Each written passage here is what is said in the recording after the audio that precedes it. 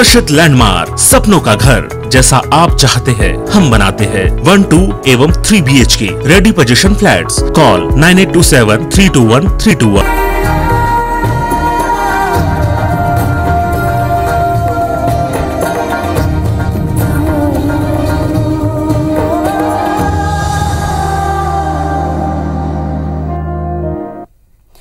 नमस्कार, मैं हूं आपके साथ ज्योति सिंह। स्वागत है आप सभी का हमारे खास कार्यक्रम धरोहर में, जहां आज हम आपको लिए चलेंगे रियासतों की नगरी रीवा, जिसका इतिहास काफी पुराना है।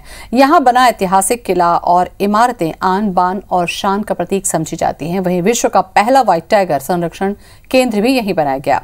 इतिहासकार मानते हैं कि रीवा किसी का गुलाम नहीं रहा, वो अपनी रियासतों के दम पर आगे बढ़ा और गढ़ा गया। तो आइए जानते हैं रियासतों के गढ़ की कहानी।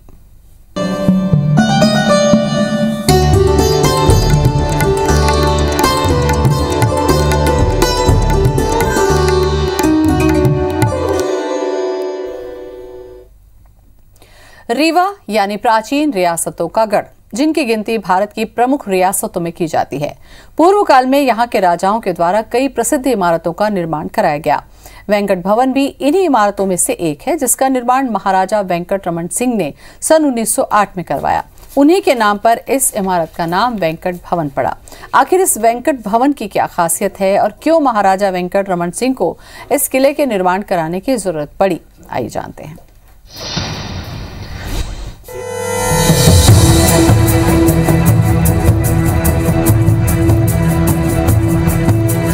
आकाश लोक, पाताल लोक और भूलोक, इसे आपने या तो साहित्य की किताबों में पढ़ा होगा या फिर भक्तिमय धारावाहिकों में देखा और सुना होगा।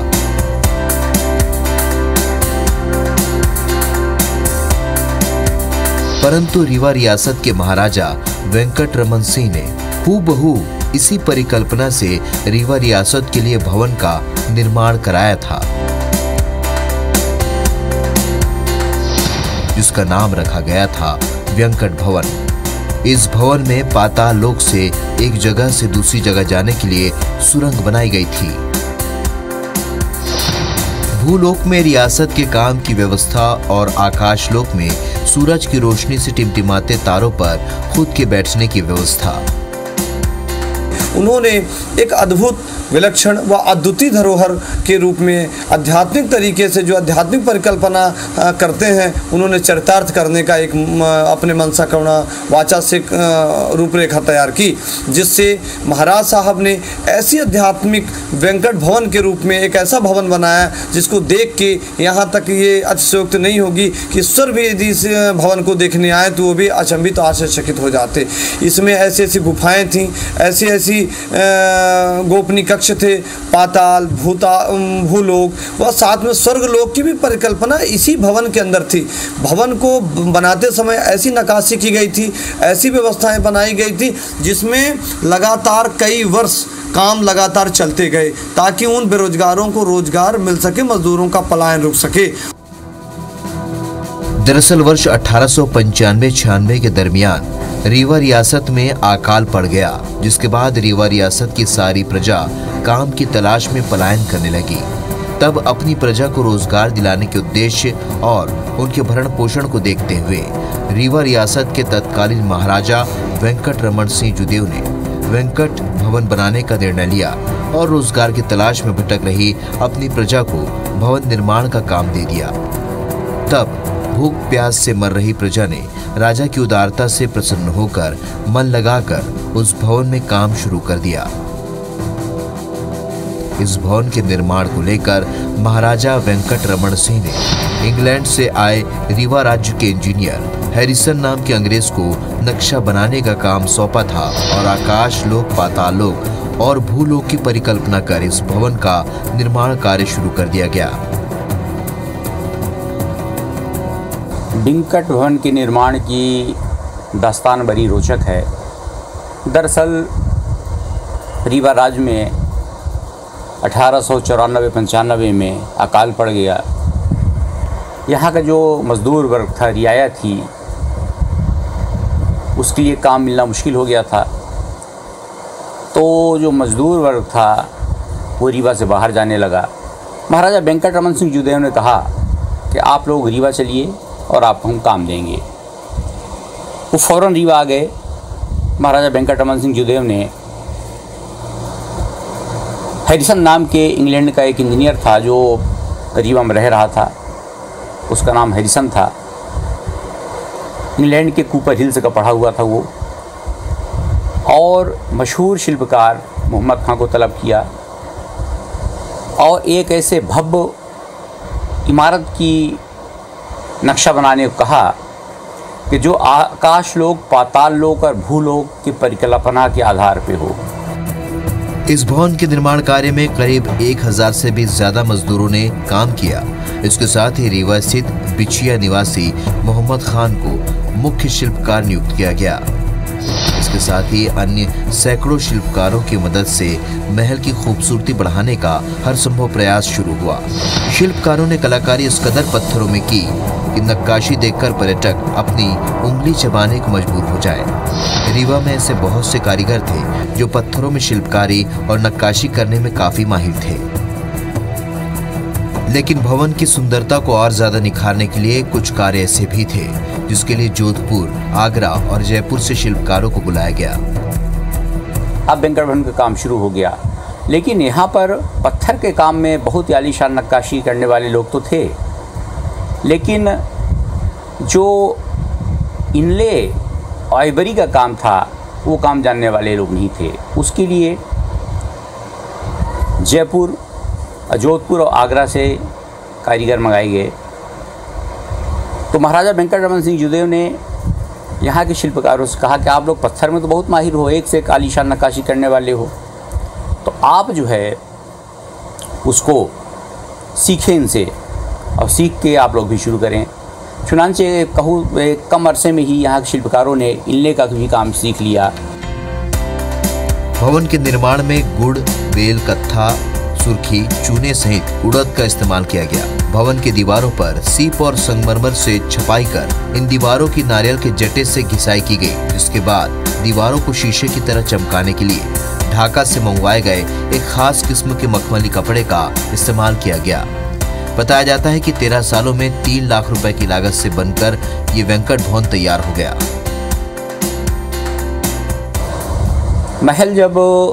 महल का वेंकट भवन का निर्माण हो रहा था, तो उसमें जो पेस्ट बनाया गया, जो उसका मसाला बनाया गया, गुड़, बेल, उड़द की दाल, सन, कत्था, मेथी, इन चीज़ों को 21 दिन तक एक टंकी में सड़ाया जाता था, और सड़े हुए 21 दिन के उस पेस्ट को बैल जो होते थे, बैल नांधे जाते थे। एक पत्थर की चक्री होती थी, उस चक्री को 365 चक्कर जब बैल घुमाता था, पेरता था, उस पेरे हुए पेस्ट को शिल्पकार पत्थर की जुड़ाई में इस्तेमाल करते थे। अब वो चूँकि 1907 में ये वेंकट भवन बन के तैयार हुआ, और 1907 में 3 लाख रुपए की लागत आई थी। 3 लाख रुपए की लागत से बना था वो, और आज भी आप उसकी चमक देखिए कि 115 साल से ज़्यादा हो गए उसको बने हुए। अब आज भी देखिए उसकी दीवारों में आप अपना अक्स देख सकते हैं, लेकिन जब वो अपने शुरुआती हाल में रहा होगा, शुरुआती दौर में रहा होगा, तब तो उसकी चमक जो है किस कदर रही होगी, आप उसे सोच सकते हैं, कल्पना कर सकते हैं। जानकार बताते हैं भवन निर्माण में काम करने वाले मुख्य शिल्पकार को काम के बदले रोजाना 50 पैसे दिए जाते थे, जबकि मजदूरों को 12 पैसे का रोजाना वेतन के तौर पर दिया जाता था। भवन का निर्माण गोलाकार हौज में किया गया और उसी हौज के ऊपर एक शाही इमारत खड़ी हुई। वेंकट भवन के भूतल में कई कक्ष हैं। इसके साथ ही इमारत के दूसरे और ऊपरी तल में 4 अन्य कक्ष हैं। भवन की दूसरी मंजिल के बाहरी हिस्से में लगे खूबसूरत वर्क को महाराजा वेंकट रमन सिंह ने इंग्लैंड से मंगवाया था। इसके साथ ही इस भवन के नीचे 3 लंबी सुरंगों का भी निर्माण कराया गया था। और सुरंग के मध्य में ही एक भव्य स्नानगार भी है जो स्नान के लिए बनाया गया था। आपातकाल की स्थिति में या फिर यूं कहें कि हमले की स्थिति में स्नानगार को एक सभा कक्ष के रूप में बदला जा सकता था। आकाश, पाताल और भूलोक के परिकल्पना के आधार पर बनाया गया ये भवन मध्य भारत के प्रमुख भवनों में से एक है, लेकिन प्रशासनिक अनदेखी के चलते इसका अस्तित्व अब खतरे में दिखाई पड़ रहा है। नए भवन बन रहे हैं, आज इसकी नक्काशी और आज इसकी बिल्डिंग को ध्यान में रखते हुए कोई भी बिल्डिंग इस बिल्डिंग से मजबूत नहीं है, और लगातार इस बिल्डिंग को उपेक्षित नज़र से देखा जा रहा है। इस पर कोई व्यवस्थाएं, कोई बजट योजनाएं नहीं की जा रही। और वेंकट भवन को देखकर आप अंदर वेंकट भवन के यदि जाएँ तो वेंकट भवन की गुफाएँ, वेंकट भवन की जो कलाकृतियाँ हैं, जो वहाँ गुफाएँ हैं, जो रहने के स्थान है, बैठने के स्थान है, गुफ्तगू करने के स्थान है, वहाँ पर किसी प्रकार का टेम्परेचर नहीं है। वहाँ पर एक वैज्ञानिक तरीके से भी विश्लेषण करके उस भवन को बनाया गया है। आध्यात्मिक, वैज्ञानिक, सामाजिक और राजकीय परंपराओं से बनाया गया है। उसकी नक्काशी पूरे विश्व में ऐसी नक्काशी नहीं है। ये कोई अतिशयोक्ति नहीं होगा कि विश्व की बात कहें, हमारे विश्व के पटल में वेंकट भवन का, इस बिल्डिंग का नाम होना चाहिए, जो लगातार वंचित हो रहा है। बड़े खेद और दुर्भाग्य के साथ कहना पड़ रहा है कि लगातार हमारे जनप्रतिनिधि, हमारी सरकार ऐसे भवनों को उपेक्षित कर रही है। वर्तमान समय में इस भवन के भीतर जिला संग्रहालय स्थापित है और भवन के प्रवेश द्वार में 10वीं और 11वीं शताब्दी के करचूली कालीन सैकड़ों दुर्लभ प्रतिमाएं स्थापित हैं। राजीव पांडे, IBC 24, रीवा। वर्तमान समय में वेंकट भवन के अंदर जिला संग्रहालय स्थापित है और भवन के प्रवेश द्वार में 10वीं और 11वीं शताब्दी की करचुली कालीन की सैकड़ों दुर्लभ प्रतिमाएं स्थापित हैं। वेंकट भवन मध्य भारत के प्रमुख भवनों में से एक है। वेंकट भवन में शिल्पकारों ने इस कदर कलाकारी की है कि आज भी नक्काशी देखकर पर्यटक बड़े बड़े आर्किटेक्ट भी दांतों तले उंगली दबा लेते हैं, लेकिन प्रशासनिक अनदेखी के चलते इसका अस्तित्व अब खतरे में है। किले के अलावा यहाँ पर और कौन कौन सी प्रमुख धरोहर है, इनके पीछे क्या इतिहास छुपा है, ये भी देखते हैं।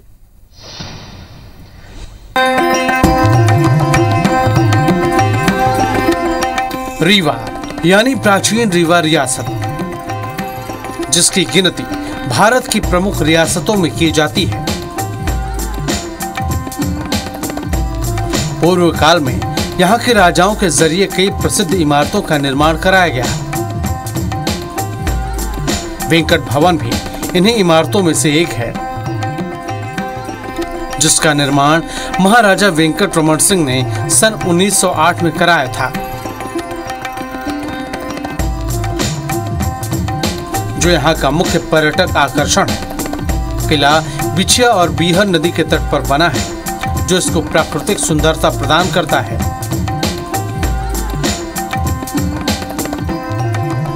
यह शहर में स्थित एक ऐतिहासिक किला है। वेंकट भवन मध्य भारत के प्रमुख भवनों में से एक है। इसमें शिल्पकारों ने इस कदर कलाकारी की है कि आज भी नक्काशी देख पर्यटक बड़े आर्किटेक्ट भी दांतों तले उंगली दबा लें।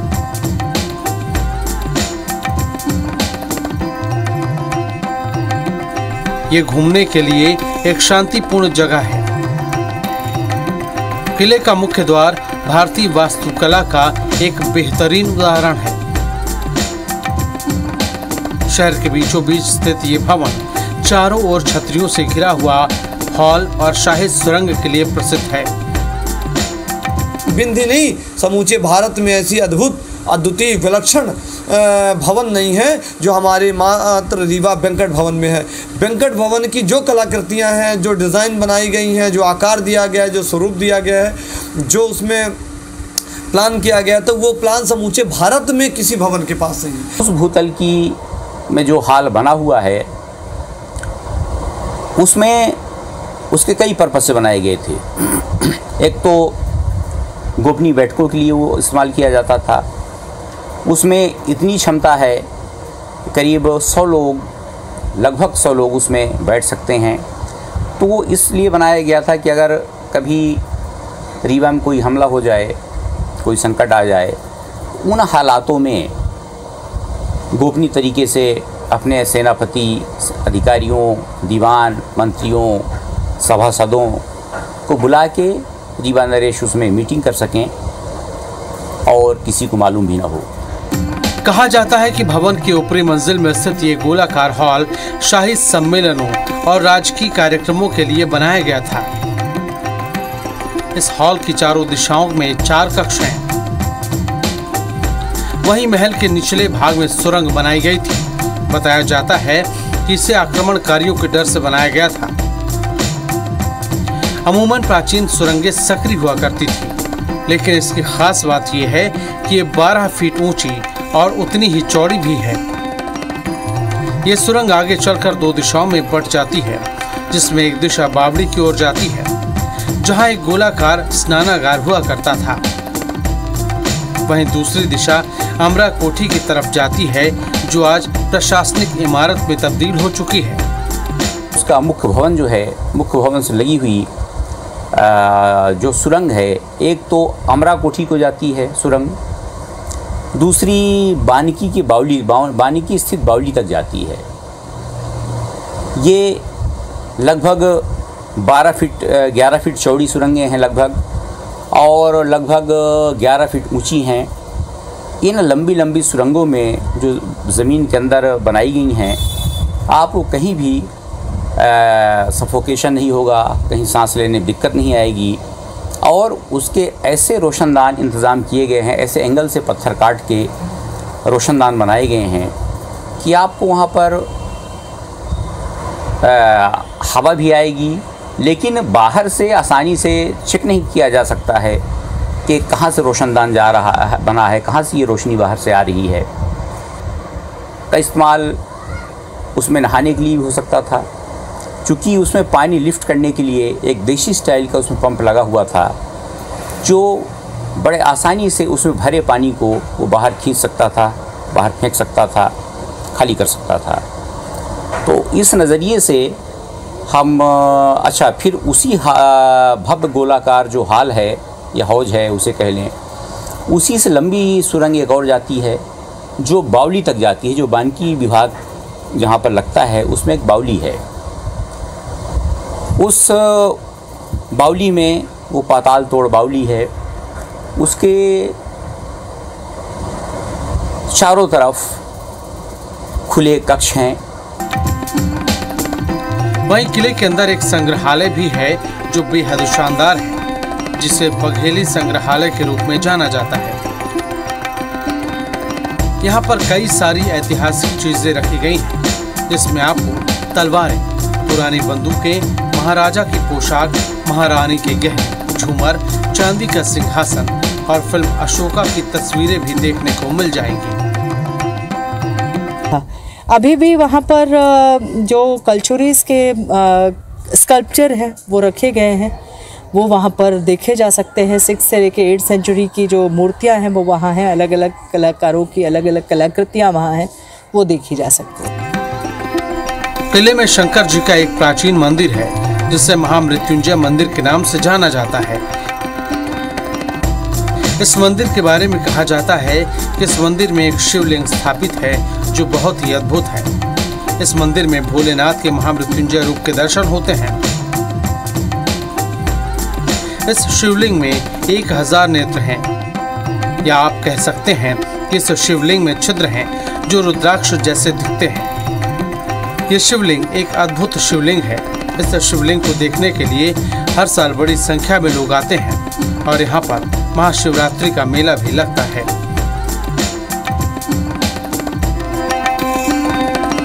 वैसे रीवा आने पर आपको सफेद बाघ भी देखने को मिलेगा।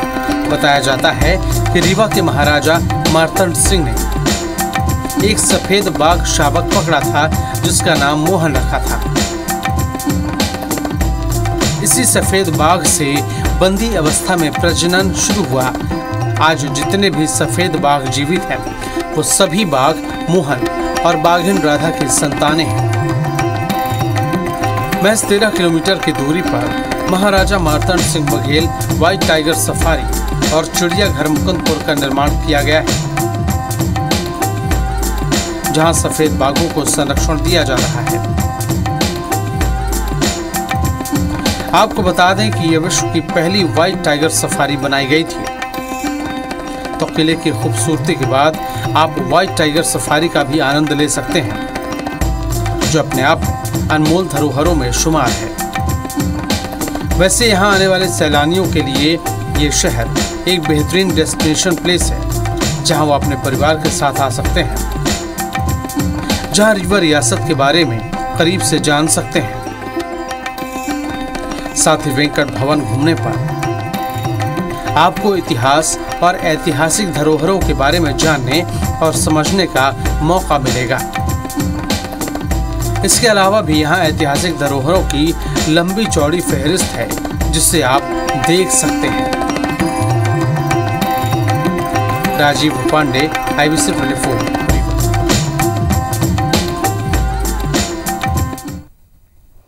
और इसी के साथ हमारी खास पेशकश में इतना ही। नमस्कार।